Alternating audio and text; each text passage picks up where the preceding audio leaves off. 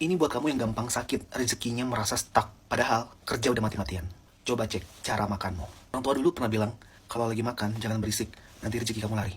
Ternyata bukan sekedar mitos. Saat kamu lagi makan, sambil scroll-scroll handphone, baca buku, nonton TV, atau melakukan aktivitas lainnya, itu sama aja kamu sedang menolak berkah yang sudah ada di depan matamu. Gimana mau Tuhan tambahin rezeki? Rezeki yang ada di depan mata kamu aja, kamu cuekin. Kita bahas dari 5 aspek. Simak sampai selesai.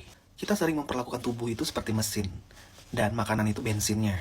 Padahal makan itu adalah ritual penyatu antara diri kita dengan alam semesta. Jadi, mengapa makan itu sakral? Yang pertama, dari aspek biologi atau sains.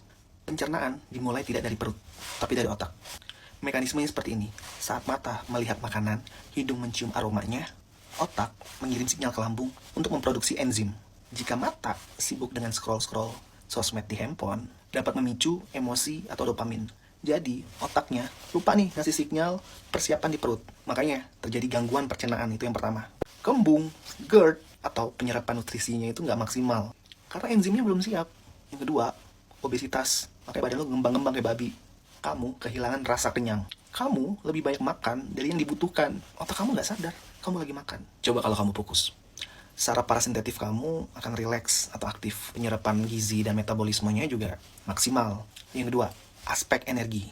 Everything is energy. Termasuk apa yang kamu makan dan kamu pikirkan. Mekanismenya seperti ini. Makanan menyerap energi yang ada di lingkungan. Kalau kamu makan sambil baca atau dengar berita atau nonton pembahasannya politik atau informasi-informasi yang menegangkan, bikin kamu cemas, bikin kamu marah, sedih. Secara tidak langsung, kamu lagi nelan energi itu. Dampaknya akan menjadi racun emosional. Itulah kenapa kamu gampang lelah, bad moodan, padahal makanannya sehat. Coba kalau kamu fokus. Makan dengan tenang akan mentransfer energi ketenangan ke dalam sel-sel kamu. Ini yang sering kamu dengar. You are what you eat. Bukan sekedar fisiknya, tetapi energi saat memakannya. Aspek ketiga, spiritual dan psikologi. Di budaya barat, tradisi makan malam atau makan bareng itu sangatlah hal yang penting. Bahkan, itu akan menjadi momen-momen kekeluargaan. Ngobrolnya juga enak. Heart to heart. Saat kita makan, jiwa harus hadir di tubuh kita. Makanya di barat, ruang makan itu ruang sakral. Saling connecting. Kalau makan sambil main handphone, fisik di mana, pikiran melayang kemana-mana. Coba renungkan. Kalau kita lagi makan aja, kita nggak bisa pikiran kita hadir pada saat itu. Bagaimana kalau kita saat lagi bekerja atau beribadah?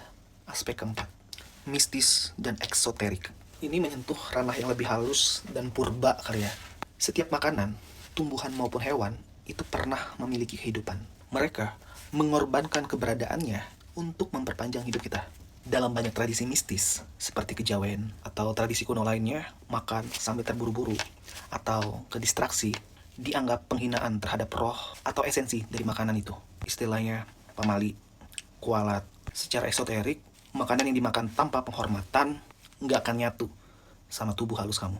Itulah kenapa aura kamu redup atau bocor. Menghormati makanan menciptakan harmoni dengan alam. Bukan sekedar kenyang, tetapi menjadi obat. Bukan habis makan nyari obat.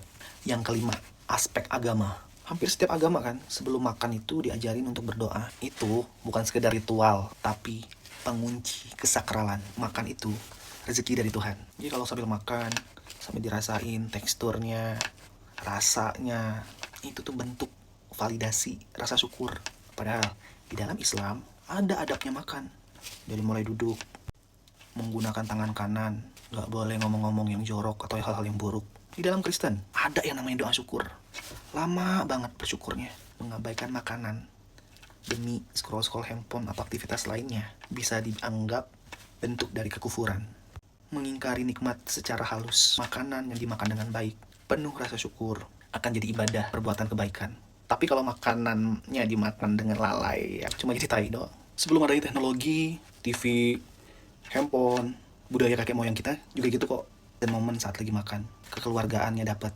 Itulah saat yang tepat untuk mengharmonisasi kekeluargaan. Kalau lagi makan, tapi sibuk dengan masing-masing, ngapain ada makan bareng? Guys, makanan itu bukan sekedar sumber energi aja, tapi dia akan menjadi bagian dari hidupmu, bagian dari dirimu. Bahkan partner spiritualku bilang, waktu makan itu lebih sakral dibandingkan kamu berhubungan intim.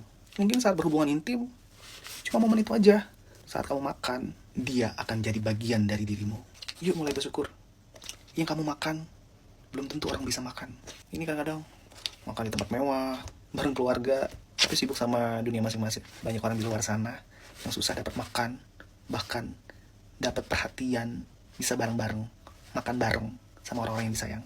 Makan adalah satu-satunya unsur yang akan menyatu pada dirimu menjadi daging dan darah. Jadi kalau kamu makan lagi sambil main handphone, nonton, baca, entah apalah, ya mungkin kamu lagi ngasih makan tubuh kamu itu dengan karbohidrat, protein, lemak, tapi jiwa kamu lagi kamu kasih sampah. Coba tulis di kolom komentar bagaimana pandangan kamu, pemahaman kamu soal makan. Next kita bahas makanan apa aja yang pantas dan layak untuk masuk dalam tubuh kamu. Ingat, you are what you eat. Apa yang kamu makan, itulah kamu.